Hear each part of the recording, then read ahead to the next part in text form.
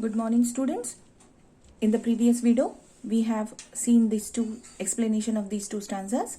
Now let us continue with the explanation of this third stanza. I hope you had understood these two stanzas and the feelings and the emotions of the poet, what actually he is feeling when he is listening to the pattering sound of the rain. You must have understood in these two stanzas. Now let us continue with this new one. Now in memory comes my mother, as she used in years agone, to regard the darling dreamers ere she left them till the dawn. Oh, I feel her fond look on me as I list to this refrain, which is played upon the shingles by the patter of the rain. Now his mood is changed and he is remembering the memories of his mother. From this stanza we could come to know that his mother is no more. Now in memory comes my mother. He is saying that before to this, whatever the memories he were having, he was busy with all those memories, and now he is busy with the memory of his mother, as she used in years agone. Means as she was many years agone means ago. Okay, as she was many years ago. To regard the darling dreamers.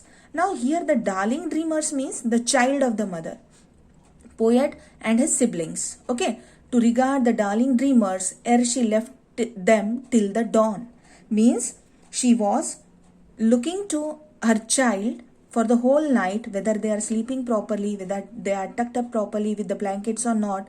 So she was taking care, and the poet is remembering his mother, that how she was taking care of all her darling dreamers. And her darling dreamers means the poet and his siblings. Ere she left them till the dawn.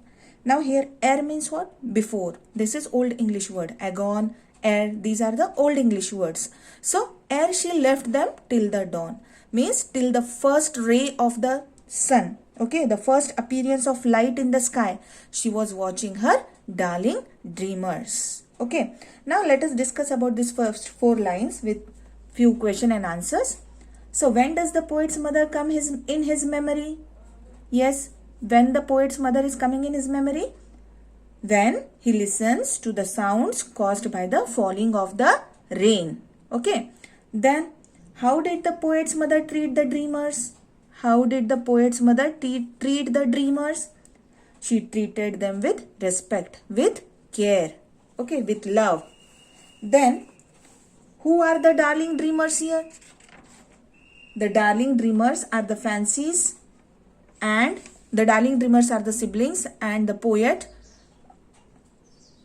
Okay, who are the darling dreamers? The darling dreamers are the poet and his sibling. Okay. So what is the meaning of the word ere? What is the meaning of the word ere here? It is means before. Okay. The meaning of the word ere is before. Now, oh, I feel her fond look on me as I list to this refrain, which is played upon the shingles by the patter of the rain. So the poet is saying that I remember her look on me means he remember how his mother used to watch him. Okay, how his mother used to see him. As I list to the refrain. As I list to the refrain means as is list means what? To listen. As is listening to the refrain. Refrain means the repeated sound of the rain. Okay, refrain means the repeated sound of the rain. So as is listening to the refrain, he remember the memories of his mother, and this refrain is played upon the shingles by the patter of the rain. And this refrain, this sound or this music or this melodious music which is played upon the shingles. I told you shingles means what? Shingles means, here I had discussed you the meaning of shingles here. Yes, what is the meaning of shingles? Shingles means what? Rectangular wooden tiles used on roof. Okay, so as he listened to this refrain which is played upon the shingles by the patter of the rain, and he remembered all the memories of his mother related to him, related to his siblings, related to the care and concern of his mother when he listened to the patter of the rain. Okay, I hope you understood this stanza. Now let us have discussion of question and answers for this last 4 lines. Whose fond look is that the poet feels? Whose fond look it is that the poet feels? His mother. Okay. How is the refrain created? It is created by the rain falling on the shingles. How does the poet feel the bliss? How does the poet feel the bliss of his mother? He feels it through the bliss caused by the falling of the rain. He feel the bliss, he feel the joyfulness, he feel the happiness when caused by the falling of the rain. Okay.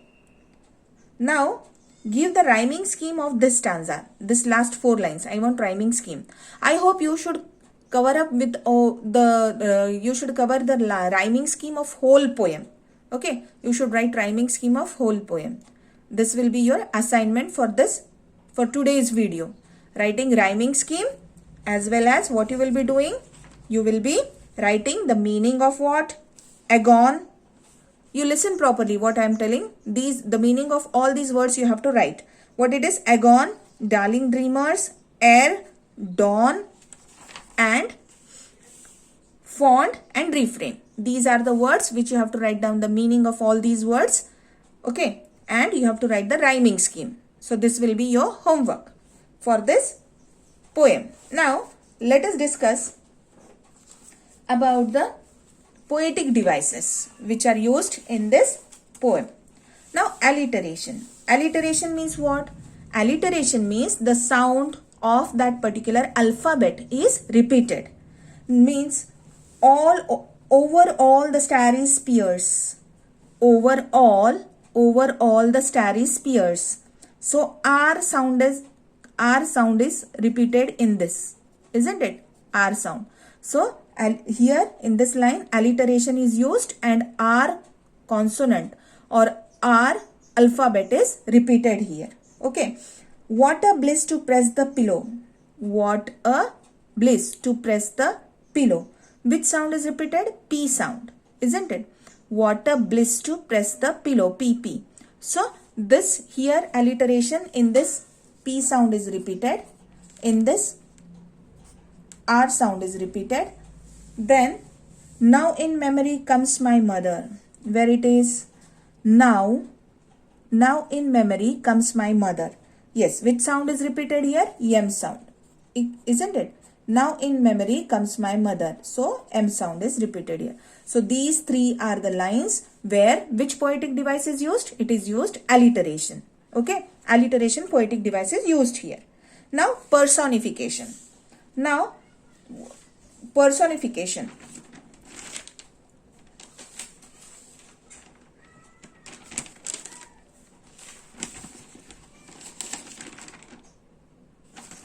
So here in this poem, the second poetic device which is used, it is personification. And the melancholy darkness, where it is, and the melancholy darkness gently weeps in rainy tears. Now actually the darkness is not a living being, isn't it? We can just feel it, we can see it, but it's not a living being, it's not a human being, but it is given a quality of weeping. Means here it is said that this darkness is crying. Okay. When the non-living things or when the non-living things are given the qualities of human beings, here melancholy darkness gently weeps in rainy tears. Here what it is assumed that this darkness is crying. Actually, is darkness crying? No, it's not crying. But here it is personified in that way. Here it is compared with the quality of human being that it is crying. So here in these 2 lines, poet personifies darkness who is presented to be a melancholy mood and sheds tear in the form of raindrops. So this and the melancholy darkness gently weeps in rainy tears. It is personification. So this poetic device is used here. The first poetic device is alliteration. Second it is personification. Okay. Weave their air threads. Now weave their air threads into woof. So weave their air threads. So this imaginary threads, can we weave into a cloth? No, we cannot weave it into a cloth. So again this is an means even the quality of a cloth is compared with this air threads. These air threads means imaginary threads. So here again it is personified, means the qualities which are related to human beings or the exact things which we can see are attached or associated with the non-living things or imaginary things. That time we can say it as a personification. So in this line also the personification poetic device is used. Okay, so these are the two important poetic devices which are used here. Third one, it is onomatopoeia, which is also called as echoism. What I said, onomatopoeia. Third poetic device it is onomatopoeia. It is also called as echoism. Echoism means in this words imitate the sound or sounds they describe. Okay, for example, patter, tinkle, these are the words. Pattering sound means you can understand this is the means where you could get the sound, okay, from the words from which you can understand the type of the sound, like patter, tinkle. These two are the echoism or the onomatopoeia words used in this poem. Getting the things?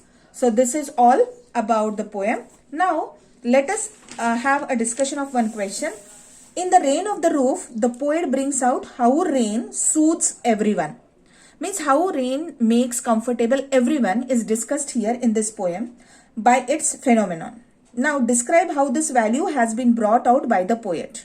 Now we have to discuss how these values of soothing someone, okay, has been brought out in this poem. So I will just tell you some points related to this question. Rain is a source of happiness and pleasure. Number 2, before it rains, there is darkness and water-loaded clouds. One can feel some heat before it, but after raining it brings lot of pleasure. Patter of rain appeals very pleasant. It causes thousands of dreamy fancies, bring out sweet memories.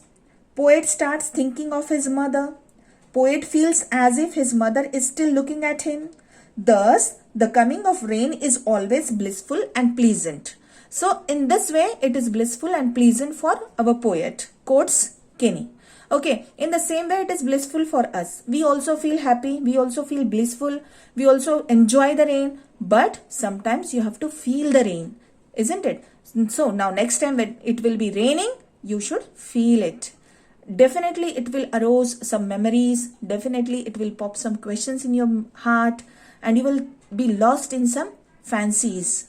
Okay. Now, one more important thing I want to tell you is that when you will be completing whatever the assignments I am giving while I am discussing in the video, that assignment plus homework, by Saturday I will be giving you homework. So in all, at one time you have to send me that. Don't send a single homework.